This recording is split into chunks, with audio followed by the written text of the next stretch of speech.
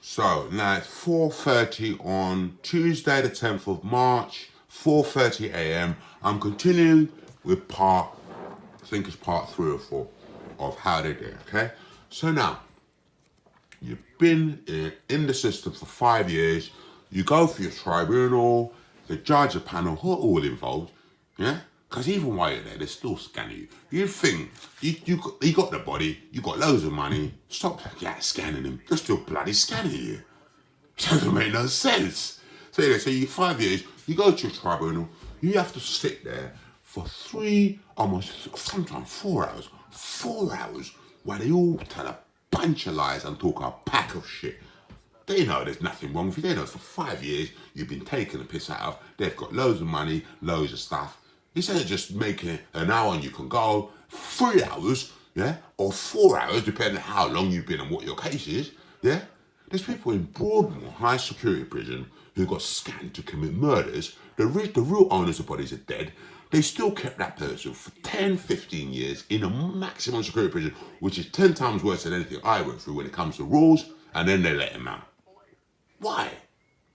Why? All for money. Because Broadmoor costs, if not double, if not 10 times, at least double what being in a medium secure like Springfield would cost.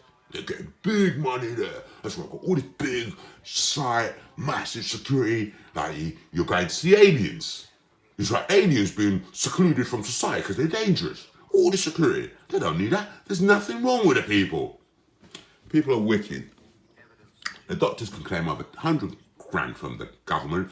They must be also getting tens of thousands every year from pharmaceutical companies from providing all these medications. I heard they get around £20 or £50 a box for each medication, depending, sometimes 100, depending on what it is. If it's injections, they get even more. And that money's put into when each trust pays a certain amount, or the government pays a certain amount, the pharmaceutical companies will order stock of medication for all their patients, yeah? They don't say, I don't know how much they cost, but I know it's a lot of money because it's expensive. Say for just one hospital, it costs 10 million for a year, whatever, yeah? That's what it costs.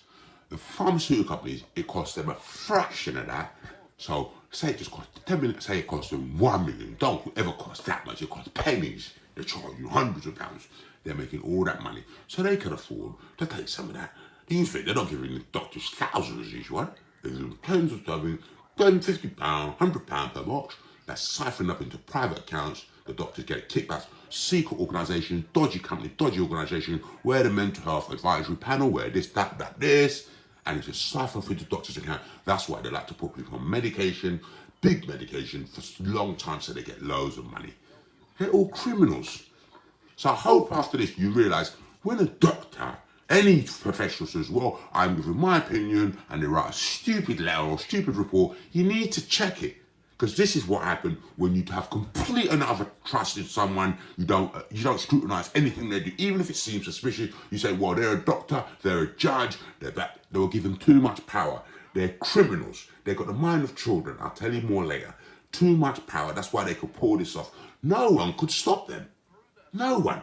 And you know what it is? Every patient in the early years, when you get in hospital, they say you're not allowed any recording devices. No smartphones, no tape recorders, nothing. So this could have never happened. If I didn't have my phone, I'd have no evidence. They could carry on. It's only the people knew, but there you go. So when this was happening, no one, even your family, if they'll be asked, do you have any recording devices? They'd have to hand them into the office before they could see you. No one could record it. And their rationale was, we've got very dangerous, very famous patients here. We don't want their information exposed to the press. And they got away with it. It got to a point in early years when the newspapers would come. That's all you have. You're sitting on a ward. You've got no leave. You can't go outside. You can't see the outside world. You can only watch TV. If papers come, the staff review the paper before the patients can have them. If there's anything there they think will affect your mental state, they can rip out that page. You can never see it. If you have any clothes or any item your family gave you, and they feel that will affect your mental state, they can take it's confiscated from you. How can someone have all that power and no one questions them? The doctor can write down anything, take away your leave, suspend your leave. You can be on the ward, never allowed out for years. Your medication can be whacked up. You can be instructed, you have to do this, you have to do that.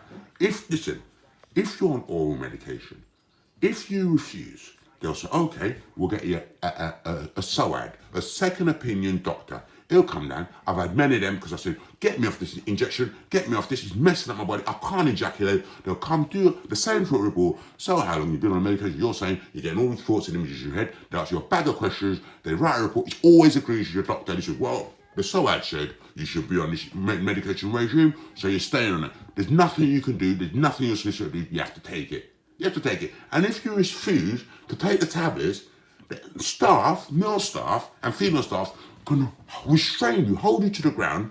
They pull down your trousers and they inject you with the medication with a needle into your buttocks. And there's nothing no one can do about it. It's the law. It's the law. If the police are called, well, this is the law, blah, blah, blah. The police are called, it's the law. They go. I've seen it happen.